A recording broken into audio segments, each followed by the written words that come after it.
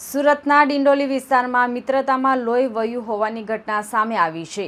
Bestan overbridge નીચે સામાન્ય બોલાચાલીમાં ઉશ્કેરાયેલા રકબીરસિંહ ઉર્ફે રઘુએ તેના જ મિત્ર આકાશ પાટીલ પર છરીના ઉપરા છાપરી ઘા ઝીકી દઈ તેની હત્યા કરી નાખી હતી. બનાવની ગંભીરતાને જોતા ડિંડોલી પોલીસે ટેકનિકલ સર્વેલન્સની મદદથી ગણતરીના કલાકોમાં જ આરોપીને ફિલ્મી ઢબે પીછો કરીને ઝડપી પાડ્યો છે.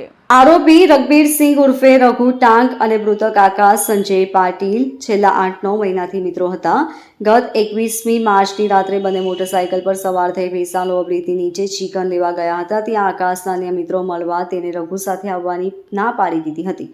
આ બાબતની જીદ અને તકરાર ઉગ્ર સ્વરૂપ ધારણ કર્યું હતું. રાત્રિના 2:30 વાગ્યાના અરસામાં બોલાચાલી એટલી વધી ગઈ હતી કે ઉશ્કેરાયેલા રઘુએ પોતાની પાછળ રહેલી છરી કાઢી આકાશના શરીર પર જીવલેણ હુમલો કરી દીધો હતો. ગંભીર રીતે ઘવાયેલા આકાશનું સારવાર દરમિયાન મોત નીપજ્યું હતું. બનાવ બાદ આરોપી નાસી છૂટ્યો હતો, જેના પગલે ડિંડોલી પોલીસે ગુનો નોંધી તપાસના ચક્રો ગતિમાન કર્યા છે.